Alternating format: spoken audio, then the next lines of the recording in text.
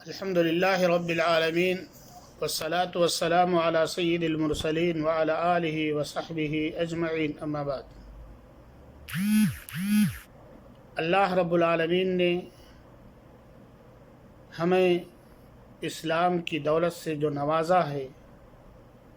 اللہ رب العالمین کا جو احسان ہے، اس احسان کے بعد میں اللہ کے نبی صلی اللہ علیہ وسلم کا احسان ہے، جن کو اللہ رب العالمین نے نبی اور رسول بنایا۔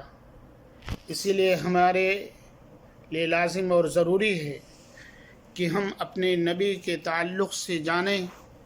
کہ اللہ کے نبی صلی اللہ علیہ وسلم کی سیرت طیبہ کیسی تھی۔ تو اللہ کے نبی صلی اللہ علیہ وسلم کے بارے میں آتا ہے کہ آپ 9 ربیع الاول بتاریخ 20 اپریل یا 22 اپریل راجح قول کے مطابق 9 ربیع الاول کو آپ کی پیدائش ہوئی مکے کی سرزمین کے اندر، لیکن بعض روایتوں کے اندر آتا ہے، بعض تاریخی روایتوں کے اندر یہ چیز پائی جاتی ہے کہ آپ 8 ربیع الاول کو پیدا ہوئے، یا آپ 12 ربیع الاول کو پیدا ہوئے، یا بعض کے اندر آتا ہے کہ 17 اور دیگر روایتیں آتی ہیں۔ لیکن اس میں کسی قسم کا شک اور شبہ نہیں ہے کہ اللہ کے نبی صلی اللہ علیہ وسلم سوموار کے دن آپ کی ولادت ہوئی۔ صحیح مسلم کی روایت ہے، اللہ کے نبی صلی اللہ علیہ وسلم فرماتے ہیں کہ ہماری ولادت سوموار کے دن ہوئی، اور اللہ کے نبی سے جب سوال کیا گیا کہ اس دن روزہ کیوں رکھا جاتا ہے، تو آپ نے اس کے 3 سبب بتلائے۔ پہلا سبب یہ کہ اس دن ہماری ولادت ہوئی، دوسرا سبب کہ اللہ رب العالمین نے ہمیں نبوت سے سرفراز کیا، اور تیسرا سبب یہ ہے کہ اللہ رب العالمین کے یہاں اعمال پیش کیے جاتے ہیں۔ ہماری خواہش یہ ہے، ہماری چاہت یہ ہے کہ اللہ رب العالمین کے یہاں جب ہمارے اعمال پیش کیے جائے تو میں روزے کی حالت میں ہوں۔ تو اس طرح سے اللہ کے نبی صلی اللہ علیہ وسلم 9 ربیع الاول کو پیدا ہوئے،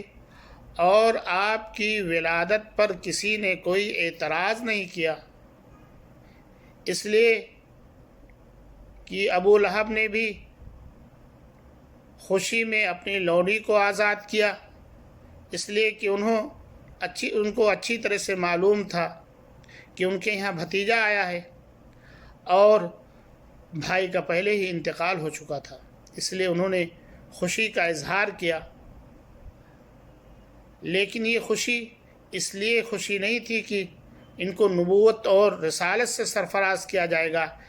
اس لیے کہ جب اللہ کے نبی کو رسالت اور نبوت سے سرفراز کیا گیا تو سب سے پہلے انکار کرنے والوں میں آپ کے چچا ابو لہب کا نمبر آتا ہے۔ اسی طرح سے میرے بھائیوں اور دوستو، اللہ کے نبی صلی اللہ علیہ وسلم پیدائش کے بعد میں مکے والوں کے طریقے کے مطابق آپ کو دودھ پلانے کے لیے طائف بھیج دیا گیا، اور جن کے تعلق سے آتا ہے، حضرت حلیمہ خود بیان کرتی ہیں کہ میں بچوں کو لینے کے لیے آئی تاکہ ان کی پرورش کر سکوں، اور مکے کی سرزمین میں گھوم پھر کر دیکھنے کے بعد میں جب ہمیں کوئی بچہ نہیں ملا سوائے محمد صلی اللہ علیہ وسلم کو، اور ہماری تمام ساتھیوں کو بچے ملے جو لے کر کے نکلنے لگیں، تو میں نے بھی یہ قصد و ارادہ کیا کہ محمد صلی اللہ علیہ وسلم ہی کو لے لیں تاکہ خالی ہاتھ نہ جائیں۔ لیکن اللہ کے نبی کی برکت یہ تھی، آپ کو نبوت اور رسالت کے ملنے سے پہلے ہی برکت یہ تھی میرے بھائیوں اور دوستوں کہ آپ کی ولادت سے ہی برکت کا اظہار شروع ہو گیا، اور اللہ کے نبی صلی اللہ علیہ وسلم جب ان کے ساتھ نکلتے ہیں تو وہ خود بیان کرتی ہیں کہ ہمارے ساتھ جو بچہ تھا وہ دودھ نہیں پی پاتا تھا، اس لیے کہ ہمارے دودھ نکلتا نہیں تھا، لیکن اللہ کے نبی کو لینا ہوتا ہے، محمد کو لینا ہوتا ہے کہ ہمارے دونوں جو ہے بچے خود محمد صلی اللہ علیہ وسلم اور آپ کے ساتھ میں دوسرا جو بچہ ہوتا خود شکم سیر ہو کر کے دودھ پیتے ہیں۔ اور جب ہم اپنے مقام پہ پہنچتے ہیں تو وہاں پر اللہ رب العالمین کی طرف سے رحمت و برکت کا جو اظہار ہوتا ہے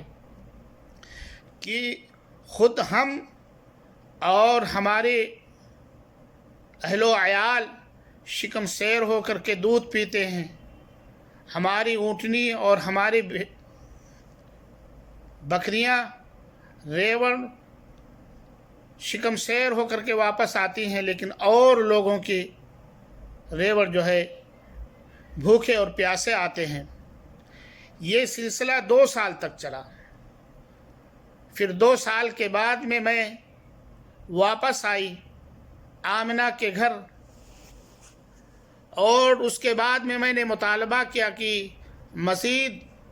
محمد کو پرورش کے لیے ہمارے حوالے کر دیا جائے۔